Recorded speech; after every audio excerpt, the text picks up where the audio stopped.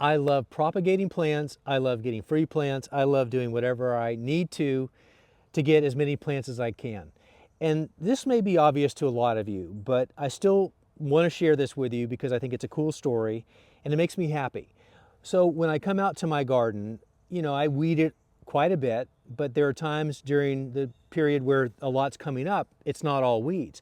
For example, in this little area right here, yes, that's a weed, so I'm going to go ahead and pull that. But next to it, I've got marigold, I've got ironweed and swamp sunflower, I've got rudbeckia here, a native rudbeckia, and milkweed right here. And I had a lot of milkweed coming up, and if you're familiar with how that seed transfers, when the pod opens up, they've got that feathery transport system, and they just kind of catch the wind and they go wherever. Well, in this case, in my garden, I had them all over the pathways. And thank goodness, it's not hard to identify a milkweed seedling, but I wanted to dig them up and pot them up. So this is one of 2 trays that I filled in like an hour one morning.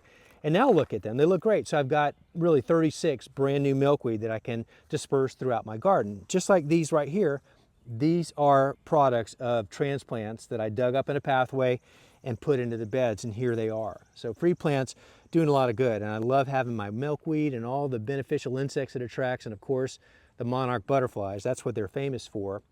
But that's just one story, and I have another one that really saved me. So let's go over and take a look, and I'll share the rest of the story with you there.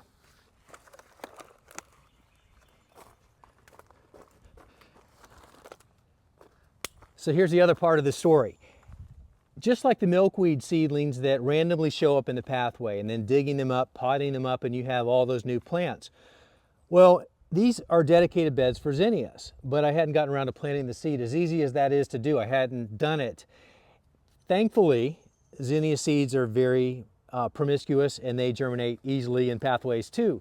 So about a week ago, I dug up these plants. Every one of these is a transplant from a random stray that I dug up and put into these beds.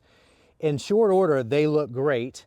I did it early in the morning. That's a good rule of thumb. When it's nice and hydrated, the temperature is still cool, you get them moved at that time. It's less stress on them. You water them in, and look what we've got.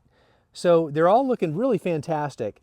And maybe something I want to point out here with zinnias, when they're young and you've got this little bud happening on a small plant, I like to pinch that out, because what that's going to do is promote new growth. Like, for example, here is an example. I cut this back and you can see there I'm going to have new branching and a sturdier plant, and it's just going to give me more flowers and better production, and I'll have a great show here in just another month or so.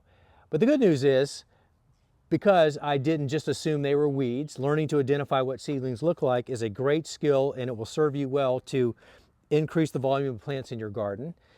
And now I have my zinnias, and I'm going to have a beautiful display really soon. So, stating the obvious for many of you, but again, look for those stray seedlings that are plants that you're going to want to have and add back into your garden wherever that may be, and it's just going to make it look a lot better.